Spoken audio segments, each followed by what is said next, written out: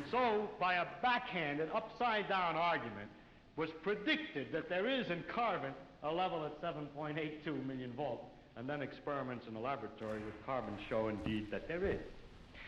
And therefore, the existence in the world of all these other elements is very closely related to the fact that there is this particular level in carbon. But the position of this particular level in carbon seems to us, after knowing the physical laws, to be a very complicated accident of 12 complicated particles interacting.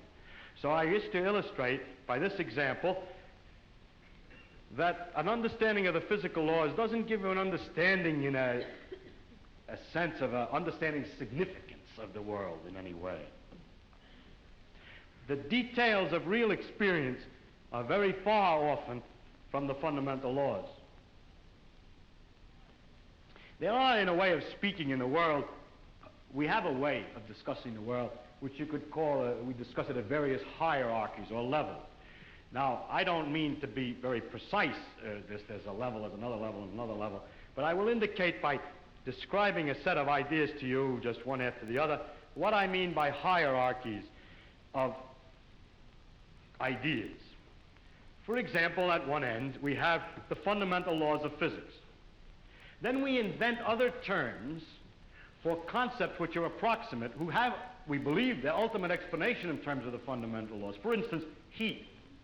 Heat is supposed to be the jiggling, and it's just a word for a hot thing, is just a word for a mass of atoms which are jiggling. For that, fundamentally, we should think of the atoms jiggling. But for a while, if we're talking about heat, we sometimes forget about the atoms jiggling. Just like when we talk about the glacier, we don't always think of the hexagonal ice snowflakes which originally fell. Another example of the same thing is a salt crystal. Looked at fundamentally, it's a lot of protons, neutrons, and electrons. But we have this concept, salt crystal, which carries a whole pattern already of fundamental interactions, or idea like pressure. Now, if we go higher up from this, in another level, we have properties of substances like refractive index, how light is bent when it goes through something, or surface tension, the fact that the water tends to pull itself together, is described by a number. I remind you that we have to go through several laws down to find out that it's the pull of the atoms and so on, but we still say surface tension, and don't worry when we're discussing surface tension of the inner workings, always. Sometimes we do, sometimes we don't. Go on, up in the hierarchy. With the water, we have the waves, and we have a thing like a storm. We have a word for storm, which represents an enormous mass of phenomena. Or sunspot, or star, which is an accumulation of things. And it's not worthwhile always to think of it way back. In fact, we can't, because the higher up we go, we have too many steps in between, each one of which is a little weak, and we haven't thought them all through yet. If we go up in this hierarchy of complexity, we get to things like frog, or nerve impulse, which you see is an enormously complicated thing in the physical world, involving an organization of matter in a very elaborate complexity. And then we go on, we come to things, words, and concepts like man, and history, or political expediency, and so forth, which is a series of concepts that we use to understand things at an ever higher level. And going on, we come to things like evil, and beauty, and hope. Now, which end is nearer to the ultimate creator, or the ultimate? So if I make a religious metaphor, which end is nearer to God? Beauty and hope, or the fundamental laws? I think that the right way, of course, is to say that the whole structural interconnections of the thing is the thing that we have to look at, and that the sequence of hierarchy, that all the sciences and all the efforts, not just the sciences, but all the efforts of intellectual kind, are to see the connections of the hierarchies, is to connect beauty to history, is to connect history to man's psychology, the man's psychology to the working of the brain to the neural impulse to the chemistry, and so forth, up and down, both ways. And today we cannot, and there's no use making believe we can, draw carefully a line all the way from one end of this thing to the other. In fact, we've just begun to see that there is this relative hierarchy. And so I don't think either end is nearer to God's. And to stand at either end and to walk out off the end of the pier only, hoping out in that direction is the complete understanding is a mistake. And to stand with evil and beauty and hope, or to stand with the fundamental laws, hoping that way to get a deep understanding of the whole world, with that aspect alone, is a mistake. And it is not sensible either for the ones who specialize at one end and the ones who specialize at the other end to have such disregard for each other. They don't actually, but the people say they do. So, but that actually the great mass of workers in between, connecting one step to another, are improving all the time our understanding of the world, both from working at the ends and working in the middle. And in that way, we are gradually understanding this connection, this tremendous world of interconnecting hierarchies.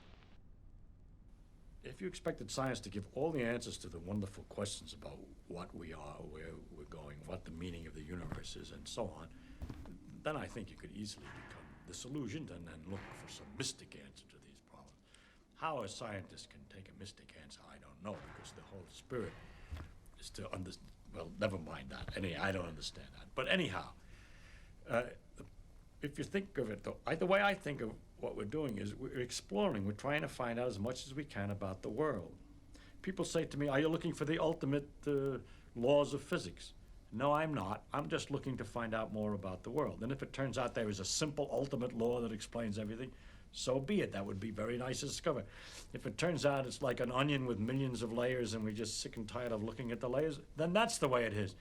But whatever way it comes out, its nature is there and she's going to come out the way she is. And therefore, when we go to investigate it, we shouldn't pre-decide what it is we're trying to do except to find out more about it. If you say, but your problem is, why do you find out more about it? If you thought that you were trying to find out more about it because you're going to get an answer to some deep philosophical question, you may be wrong. It may be that you can't get an answer to that particular question by finding out more about the character of nature.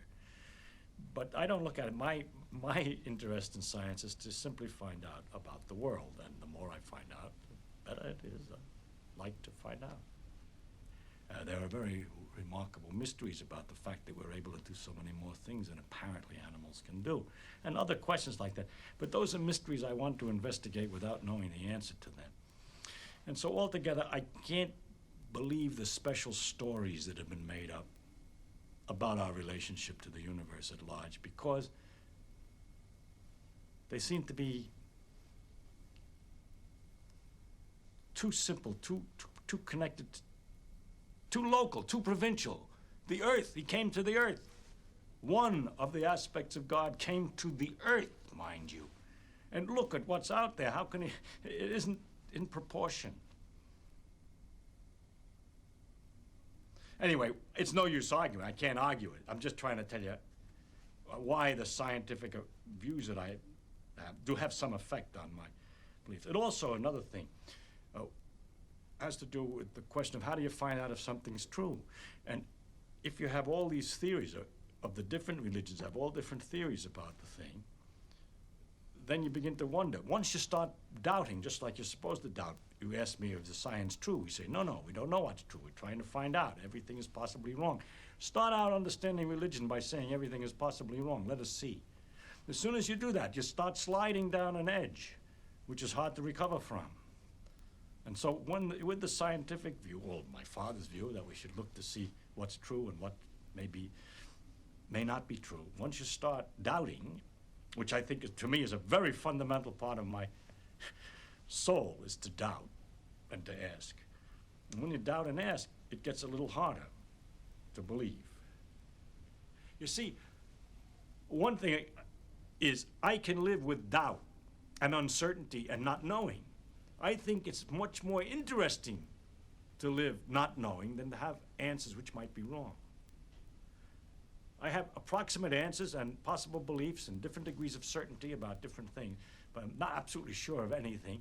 And then many things I don't know anything about, such as whether it means anything to ask why we're here and what the question might mean. I might think about it a little bit. If I can't figure it out, then I go to something else. But I don't have to know an answer. I don't feel frightened by not knowing things. by being lost in the mysterious universe without having any purpose, which is the way it really is, as far as I can tell, possibly. It doesn't frighten me.